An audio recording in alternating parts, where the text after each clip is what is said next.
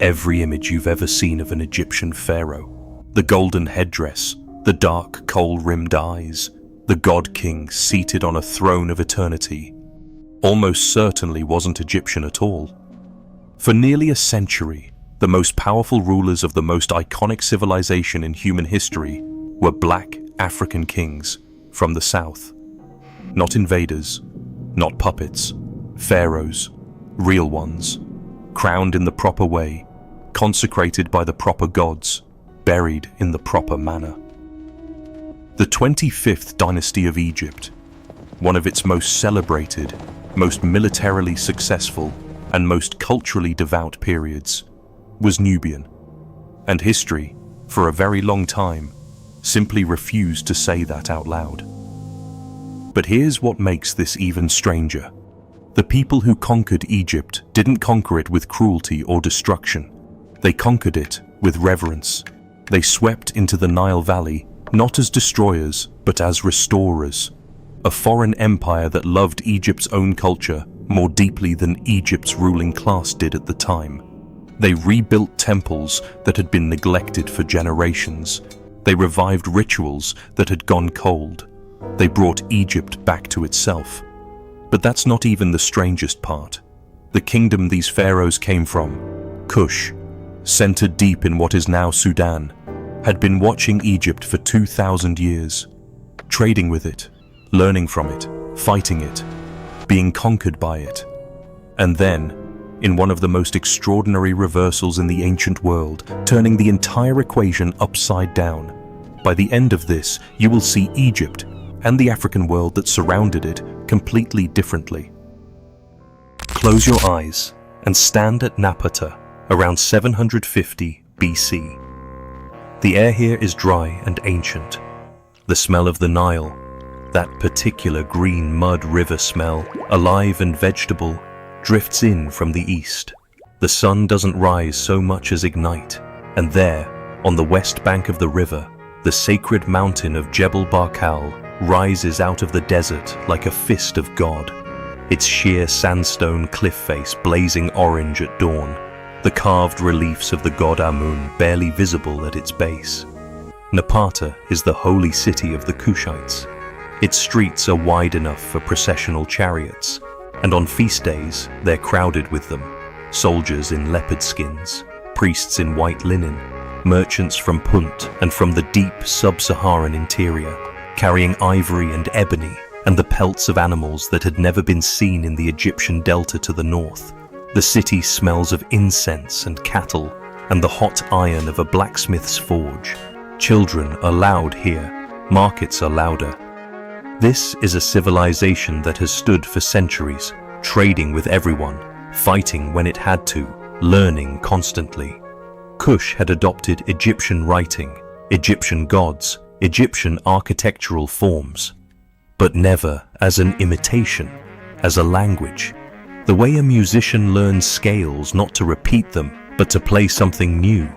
One of those children in the marketplace, let's call him Taharqa, because one day he will be, grows up watching the river and the mountain with equal intensity. His father is a soldier, his uncle is a king.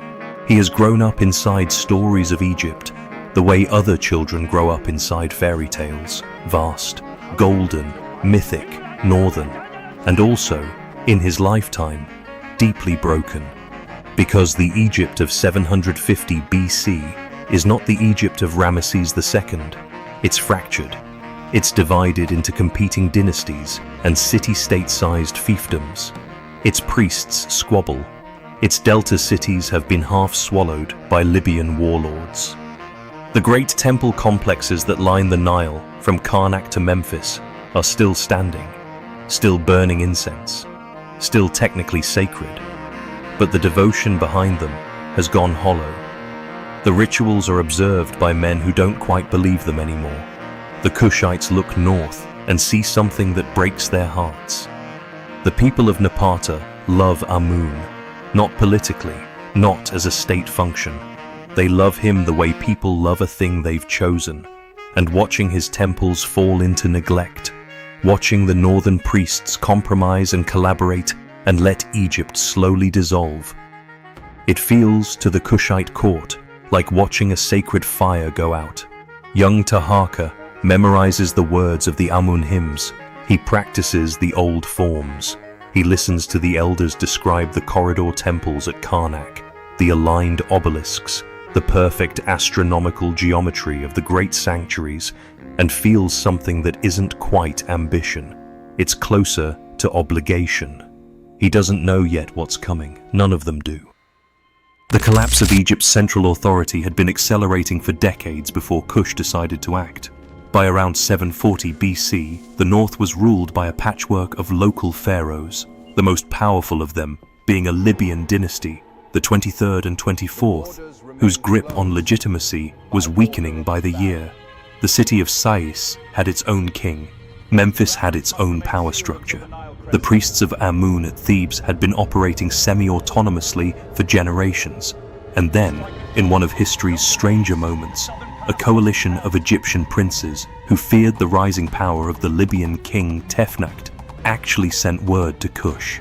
Not as a plea exactly, more like an offer. More like, if you're going to come north anyway, now might be the time. The Kushite king Piye, Taharqa's predecessor, possibly his uncle, didn't need much convincing. He marched north with an army that had been waiting for this moment for a generation. His soldiers were disciplined, his cavalry was exceptional, and Piye himself was extraordinarily careful about religious protocol, requiring his troops to purify themselves before entering Egyptian cities, weeping when he saw how badly the sacred horses of Memphis had been treated, refusing to receive the surrendering Egyptian kings until they'd ritually cleansed themselves. He swept through Middle Egypt like a religious restoration, not a conquest. By 728 BC, Piye controlled Egypt from Napata to the Mediterranean. And then he went home. He literally went home. He left no permanent garrison. He installed no Kushite governors. He simply returned to Napata, had his victory inscribed on a granite stela that listed every king who'd submitted to him, and apparently considered the matter resolved. But it wasn't resolved. Not even close. But then, Egypt's fractured nobility didn't go quietly. The Libyan prince Tefnakht, whom Piye had defeated and who had made formal submission, resumed building his own power base in the delta almost immediately after Piye left. His successor, Bakenranef, known to the Greeks as Bochoris, consolidated control over Lower Egypt and operated as if Piye had never marched at all. The priests of various temples maneuvered, shifted loyalties, issued competing proclamations about which king the gods actually favored. The deeper problem was structural. Egypt's bureaucracy had been compromised at every level. The officials who ran tax collection, grain distribution, the administration of temple lands, they served whoever was strongest at a given moment. They had no loyalty to the Kushite project. Some of them actively sabotaged it. When Piye's brother Shabaka came to power and marched north again around 712 BC, he found not a grateful Egypt waiting for stable governance, but a political landscape full of factions that would smile at him in public and write letters to Assyria in private. Shabaka ruled more firmly. He burned Bakenranef alive, a detail that the historical sources mention almost casually, the way you mention changing a tire. He consolidated Kushite rule with a firmer hand. But consolidation isn't the same as trust, and the men who ran Egypt's administrative machinery were already looking east, toward the growing storm on the horizon, wondering whether the Kushites would really be able to protect them from what was coming. But then, the Assyrians. In the 8th and 7th centuries BC, Assyria was doing to the ancient Near East what a hammer does to a walnut. Tiglath-Pileser III, Sargon II, Sennacherib. These names meant one thing to every kingdom, from Babylon to the Levant: the end of your particular arrangement of the world. The Assyrian military machine was the most sophisticated the ancient world had yet produced. Iron weapons in an era where most armies still used bronze. Siege engineers who could dismantle a fortified city's walls with a patience and precision that looked almost scientific. cavalry that could appear from multiple directions simultaneously, and a policy, well documented, well advertised, of brutal mass deportation for populations that resisted. The kingdom of Israel had already fallen to them. So had Babylon. So had kingdoms in Anatolia and along the Levantine coast. Now they were looking at Egypt. And Egypt, newly Kushite, newly unified, deeply religious, and militarily confident, was looking back. The first direct confrontation came around 701 BC, when the Kushite prince Taharqa, our Taharqa, the one who had memorized the hymns in Napata as a boy, led a relief force into the Levant to support the besieged city of Jerusalem against the Assyrian king Sennacherib. What happened next is one of the great ambiguities of the ancient world. The Assyrian army, at the peak of its siege of Jerusalem, withdrew. The Bible says an angel killed 185,000 Assyrian soldiers in a single night. Sennacherib's own records say he shut Hezekiah in Jerusalem like a bird in a cage, and then quietly doesn't mention winning. Taharqa, for his part, was somewhere nearby with a Kushite army. Something happened at Jerusalem that nobody fully explains, and Sennacherib went home. For a moment, it seemed like Kush had stopped the unstoppable. For a moment. The three threads hit Egypt at the same time. It was Esarhaddon, Sennacherib's son, who finally did what his father hadn't. In 671 BC, the Assyrian army crossed the Sinai. It was the campaign that Kush's internal enemies had been waiting for, and the administrative rot that Shabaka had never fully cleaned out made itself felt immediately. Delta cities that should have held opened their gates. Officials who had been hedging their loyalty for years suddenly hedged in the Assyrian direction. Taharqa, Pharaoh now, the most powerful man in Africa, the man who had once turned back Sennacherib, fought them. He fought them hard. Esarhaddon's own records describe 3 pitched battles in 17 days. 3. In 17 days, the Assyrians advanced through the delta against organized, determined resistance, and Taharqa's forces made them pay for every mile of it. But the delta's geography worked against concentrated defense. The Nile split into too many branches, too many approaches. The Assyrian siege engineers crossed obstacles that should have been impassable. Taharqa's local allies broke at the wrong moments. Memphis fell. Memphis, the administrative heart of Egypt, the city of Ptah, one of the oldest continuously inhabited cities in the world, fell to an army that had marched out of Nineveh. Taharqa's son and heir was captured. His wives were captured. His treasuries were stripped. Esarhaddon stood in the great palace complex and had himself formally declared Pharaoh of Egypt, adding the double crown to a list of titles that already stretched across a monument face. Taharqa fled south, back toward the Nile's 4th cataract, back toward Napata. Picture him on that journey. He is not young anymore. The boy who memorized the hymns at Jebel Barkal, the young soldier who marched toward Jerusalem, the priest king who wept at the sight of neglected temples. He is in his 50s now, riding south through a landscape that is simultaneously his empire and a place that has just rejected him. The villages along the Nile he passes through are quiet. The people watch from doorways. Some of them would have called him divine 6 months ago. The smell of the delta burning follows him south. He could stop. He could sue for terms. He could send a delegation to Esarhaddon with tribute and gifts and the formal language of submission. He didn't. He came back, twice. After Esarhaddon died and his son Ashurbanipal took the Assyrian throne, Taharqa launched 2 more campaigns to retake Egypt. His nephew Tantamani, who succeeded him, launched another.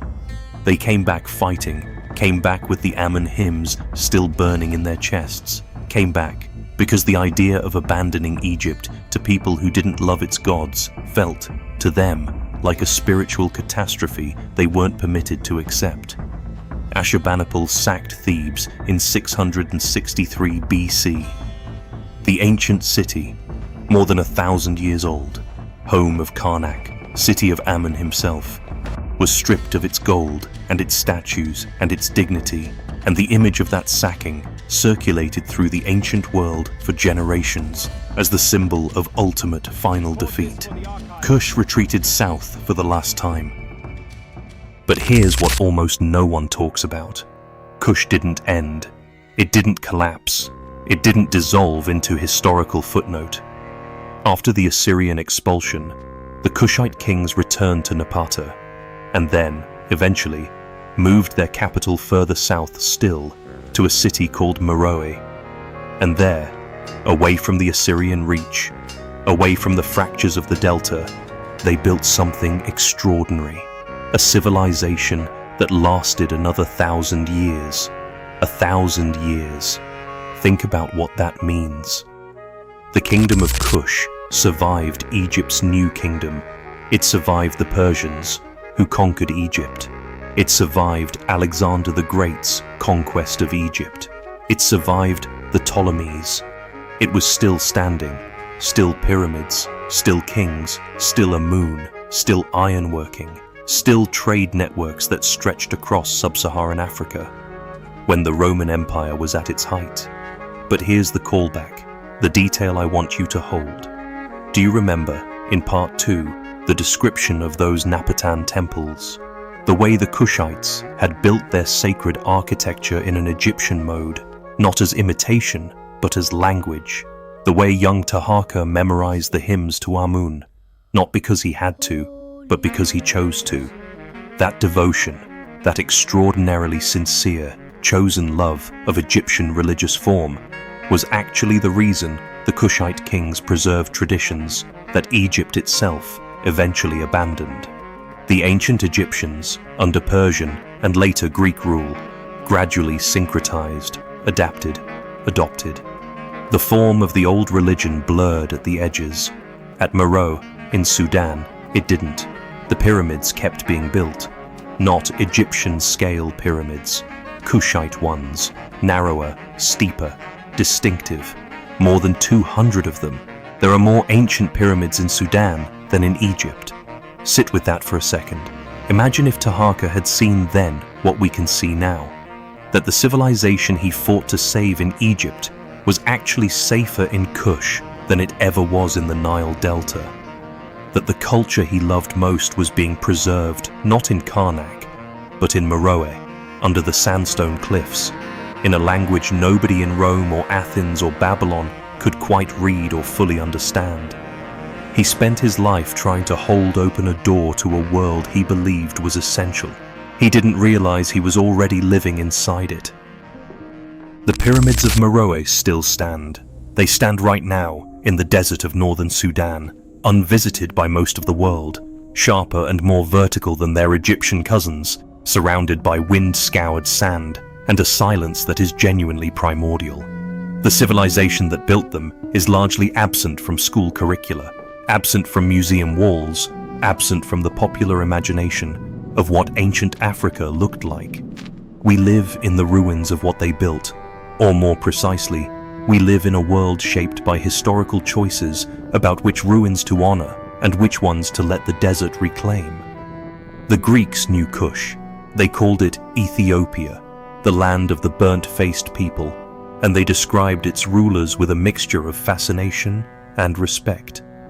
The Bible mentions it, Herodotus marveled at it, and then, slowly, it was edited out of the story. But the stone doesn't care what story we tell. The pyramids at Meroe are still standing. The inscriptions at Jebel Barkal are still legible. Taharqa's name is still carved into the walls at Karnak, placed there by his own hand, in the house of the god he crossed a continent to defend. We are fluent in ancient Egypt. We know its gods, its pharaohs, its myths. We've built museums around it. We built that fluency by deciding, somewhere along the way, that Egypt began at the first cataract and ended at the Mediterranean. It didn't. The civilization that conquered Egypt, loved it, lost it, preserved it, and outlasted it by 1,000 years is still waiting to be properly remembered. The only question worth asking is, why haven't we?